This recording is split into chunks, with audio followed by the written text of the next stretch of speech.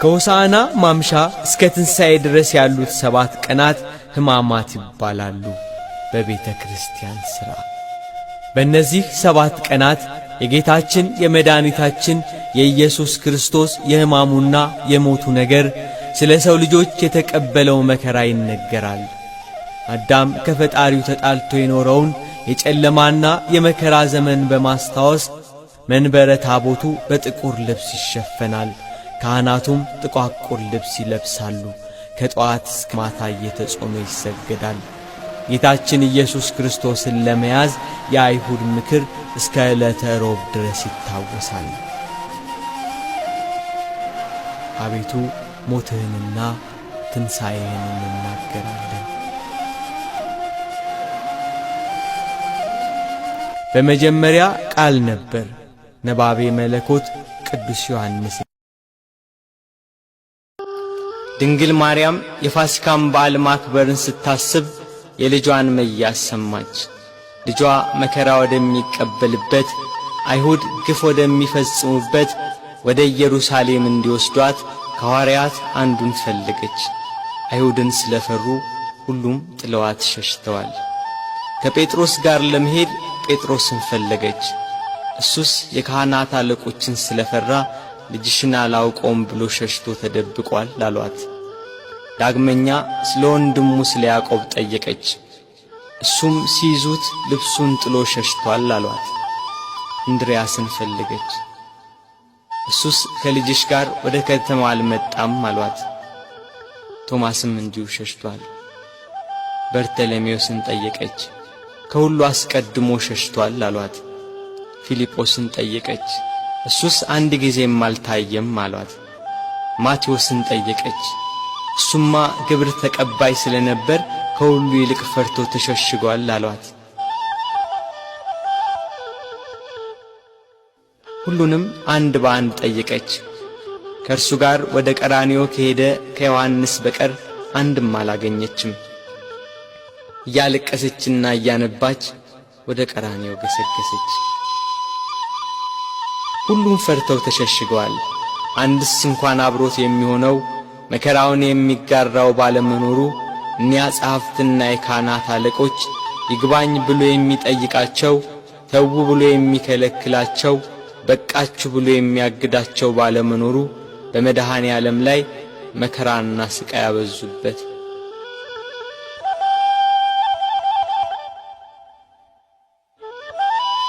ጲላጦስ እንደ ሕጋቸው ሞት እንዲፈርድበት አደባባይ አቆሙት።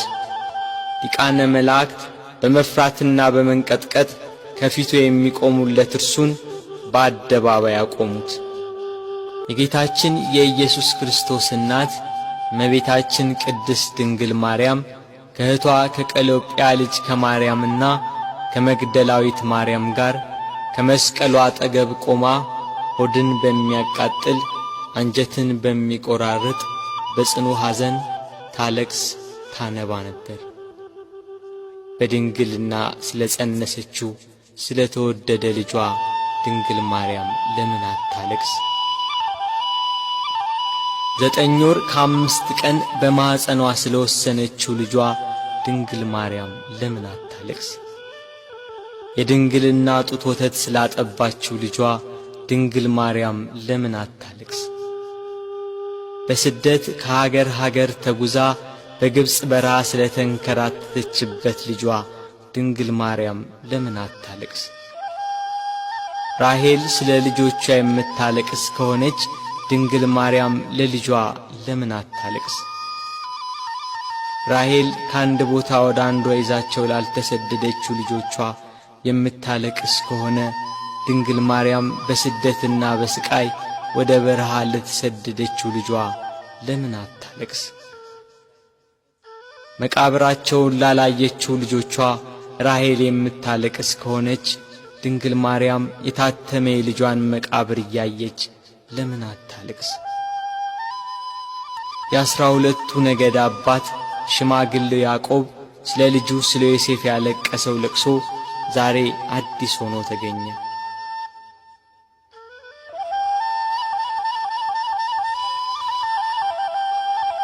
ያዕቆብ ልጁ ዮሴፍን ወንድሞቹ ሲያስሩት አላየም። ድንግል ማርያም ግን ልጇ በመስቀል ላይ ተቸንክሮ አይተዋለች። ያዕቆብ ዮሴፍን ወንድሞቹ ከጉድጓድ ሲጥሉት አላየም። ድንግል ማርያም ግን በአይሁድ አደባባይ ልጇን ተሰቅሎ አይተዋለች። ያዕቆብ ዮሴፍን ልብሱን ገፈው ሲሸጡት አላየም።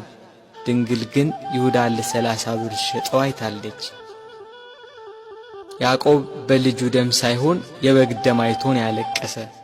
መለኮት የተዋሃደው የክርስቶስ ደም ግን ድንግል በምታለቅስበት ጭንጫ ላይ ፈሰሰ። ስለዚህ አለቀሰች።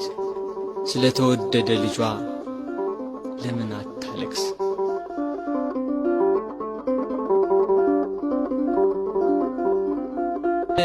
ሰባቱ የመላእክት አለቆች መጥተው አረጋጓት፣ አጽናኗት። እርሷ ግን በመስቀል ላይ ሆኖ የሚሰቃይ ልጇን እያየች ልቅሶ መተውን መጽናናትን እምቢ አለች። አባቷ ዳዊት እሳት በሆነ ፈረስ ተቀምጦ መጥቶ አጽናናት። እርሷ ግን ልቅሶ መተውን አልቻለችም። ከወለደችው ጀምሮ ልጄ እያለች በስጋት የኖረች እናት ያሁኑ የልጇ ነገር ግን የመረረ ሆነባት።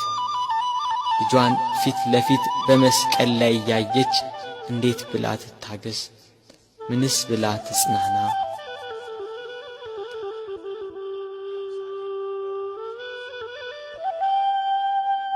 አለመጽናናቷን ያየ ልጇ ወዳጇ እነኋት እናቴን ብሎ የወደው ለነበረው ደቀ መዝሙር ለዮሐንስ አስረከባት።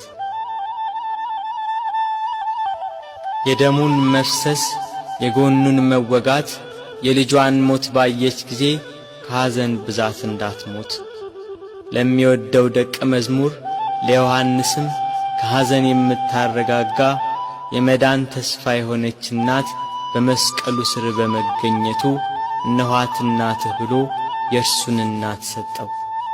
በቀራንዮ ለሚገኙ ሕማምና ሞቱን ለሚዘክሩ ሁላ በዮሐንስ አማካኝነት እናት ተሰጠች።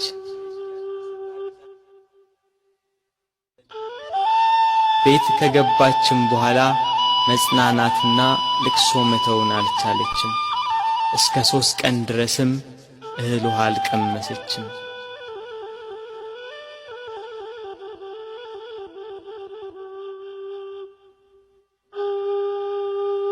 ፀሐይ አናት ላይ ስትደርስ ብርሃኗን ከለከለች። በቀትር ፀሐይ በሚጠነክርበት ሰዓት ኢየሩሳሌምን ጨለማ ወረሳት። ጨረቃም አምላክን በመስቀል ላይ በማየቷ ደም ለበሰች። ከዋክብት ረገፉ። ክርስቶስ በመስቀል ሳለ ትንቢቱ ሁሉ እንደ ተፈጸመ ባየ ጊዜ ተፈጸመ አለ። ነፍሱን ከሥጋው ለየ። አምላክ በሥጋው ሞተ። በነፍሱ የሞተውን አዳምን ለማዳን ክርስቶስ በሥጋ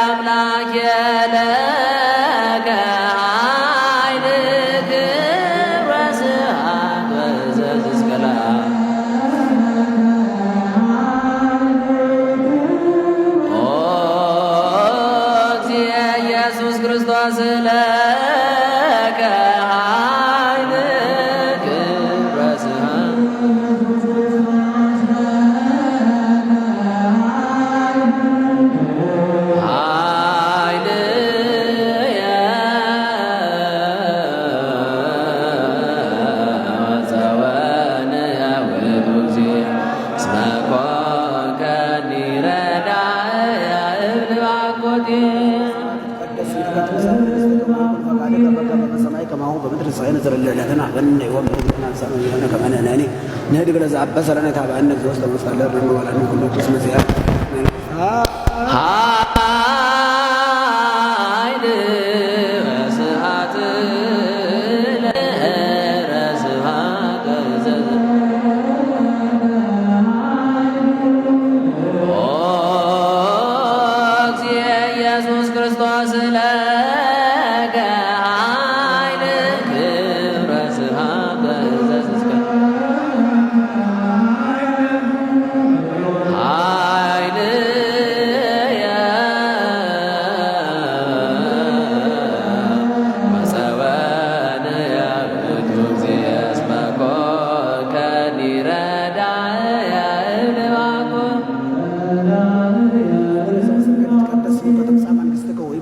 ፈቃድከ በከመ በሰማይ ከማሁ በምድር ሳይንዘል ለዕለትነ ሀበነ ዮም ህድግ ለነ አበሳነ ከመ ንሕነኒ ንህድግ ለዘአበሰነ ኢታብአነ እግዚኦ ውስተ መጽአት ለነዋላንም ኩሉ ኩስ መዚአከ የእቲ መንግሥት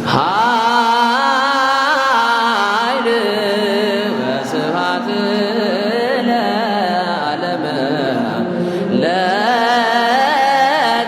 ኃይል ክብር ወስብሐት ወዕዘዝ እስከ ለዓለም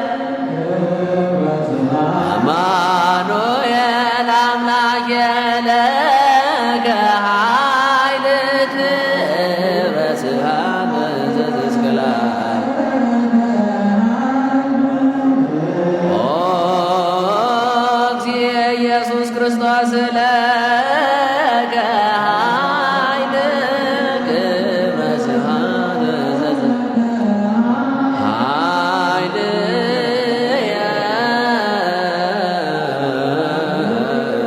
ወፀወን ያብዱ እግዚእ እስመ ኮንከኒ ረዳእ እምባኮቴ ወይኩን ፈቃድከ በከመ በሰማይ ከማሁ በምድር ዘንዘለ ለዕለትነ ሀበነ ዮም ህድግ ለነ አበሳነ ከመ ንሕነኒ ንህድግ ለዘአበሰነ